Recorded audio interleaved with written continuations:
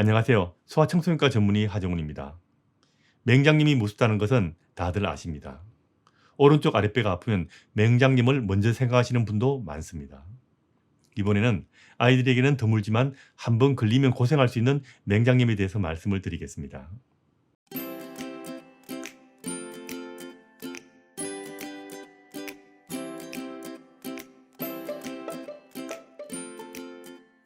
맹장염은 다른 말로 충수돌기염이라고도 하는데 대장 끝에 손가락처럼 튀어나온 주머니 모양의 맹장에 염증이 생기는 병입니다. 배에서 볼 때는 우하복부에 위치하고 있습니다. 그래서 맹장염에 걸리면 배의 오른쪽 아래가 아프다고 말을 하는 겁니다. 흔히 맹장하면 어른들이 걸리는 병으로 생각하는 사람도 있지만 맹장은 아이들도 걸릴 수 있는 병입니다. 물론 5세 이전의 아이들에게는 잘 걸리지 않지만 그래도 맹장에 걸리면 고생하는 것은 마찬가지입니다. 맹장은 사람의 몸에서 특별한 기능을 하지 않는데 맹장이 여러 가지 이유로 막히게 되면 고인물이 썩는 것처럼 맹장에도 염증이 생기게 되는데 이것이 맹장염입니다. 맹장염은 사람마다 생기는 원인이 다른데 그 원인을 예방하는 것으로는 맹장염에 걸리는 것을 막을 수가 없습니다. 맹장이 막히는 이유는 흔한 변비부터 이물질, 기생충, 장염, 임파선염 등 다양하지만 현실적으로 맹장염은 생긴 후에 아는 병이기 때문에 예방을 이야기할 필요는 없고요. 예방이 가능한 병도 아닙니다.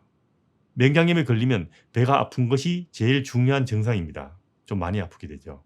초기에는 특별한 증상이 없이 식욕이 떨어지고 속이 불편하고 소변을 자주 보기도 하고 구토를 할 수 있고 설사하는 경우도 있습니다.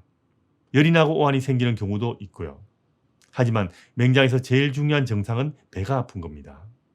맹장은 증상이 나타난 후 하루에서 3일 사이에 터져서 복막염이라는 심각한 합병증을 일으킬 수 있기 때문에 증상이 나타나면 바로 의사의 진료를 받는 것이 중요합니다.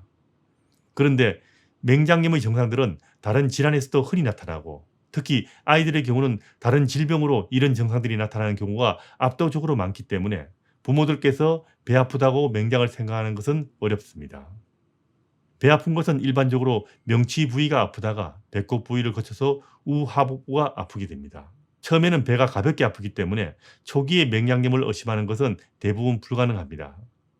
맹장염이 진행되면 숨을 크게 쉬거나 배를 가볍게 누르면 배가 더 아프고 점점 더 심해지면 배를 눌렀다가 손을 뗄 때도 아프게 됩니다. 그럼 많은 의사들은 맹장염을 의심하기 시작합니다. 배가 아픈데 허리를 펴지도 못하고 잘 걷지도 못하는 경우는 맹장염을 꼭 의심해야 됩니다. 그런데 어른과는 달리 아이들은 맹장염 진단 붙이기가 정말 어렵습니다. 아이들에게 흔히 발생하는 질병도 아니고요. 맹장과 비슷한 병들이 이 나이에 흔하고요.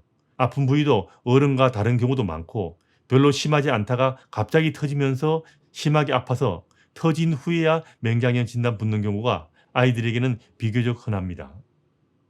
맹장염은 터지기 전에 진단을 붙여 수술하는 것이 좋습니다. 그런데 아이들의 경우는 그게 힘든 경우가 많기 때문에 터진 후에라도 빨리 수술하는 것이 중요합니다. 하지만 하나 주의할 것이 있습니다. 배가 아프다고 소위 말하는 장약을 먹거나 진통제 같은 것을 임의로 먹고 진료를 받으면 진단이 늦어질 수 있고요.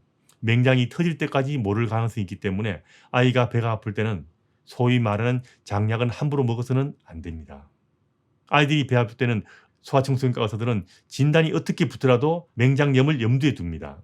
아이가 장염에 걸려서 치료하는 중이라도 갑자기 배가 많이 아프다면 바로 다시 소아청소년과 의사의 진료를 받아야 한다는 것 잊지 마시기 바랍니다.